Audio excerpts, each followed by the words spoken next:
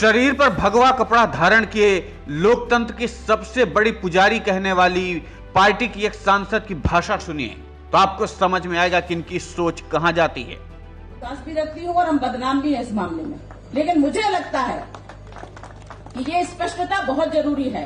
एक वोट देकर के आप किसी को खरीद नहीं लेते, एक वोट देकर के आप किसी को निर्धारित करते हैं कि आप इस काम के लिए हमारे लिए तैयार रहिए, हम आपके लिए सहयोगी बनकर के साथ में चलेंगे। एक वोट देकर के, और वोट तो खरीद भी लिए जाते हैं। मानो लोकतंत्र इन माननीय सांसद जी की बपौती है तो ये लोकतंत्र के नाम पर लोगों को धमका रही हैं। एक वोट देकर आप किसी को खरीद नहीं लेते।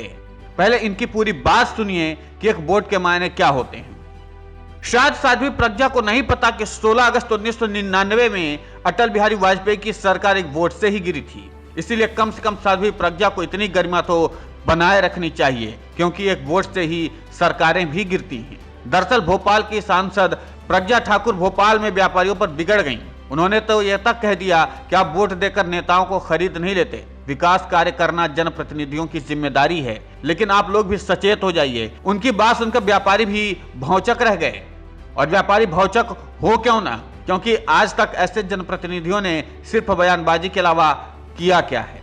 आपको बता दें कि प्रज्ञा ठाकुर भोपाल के न्यू मार्केट इलाके में नए आवासीय परिसर के भूमि पूजन के कार्यक्रम में पहुंची थी। इस कार्यक्रम में मंच पर जब वो संबोधन करने पहुंची तो उन्होंने कार्यक्रम में आए व्यापारियों को खरी खरी सुना दी। कहा कि आप लोग जागरूक नहीं हैं, आपके जागृत नहीं होने के कारण भूमाफिया हावी हो गए हैं, आपकी जागृत नहीं होने की वजह से ही विकास नहीं हो पाता।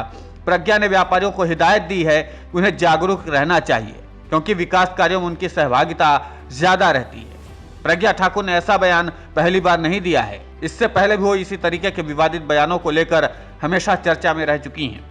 वैसे इनका काम ही है विवादित बयान देकर सुर्खियों में बने रहना, तो वही किया है, लेकिन कम से कम वो एक सांसद के रूप में थोड़ा गंभीर तो रहें। और अगर ऐसा नहीं कर रही हैं तो जाहिर सी बात है वो अपने साथ अपने पार्टी की भी फजीहत करवा रही हैं।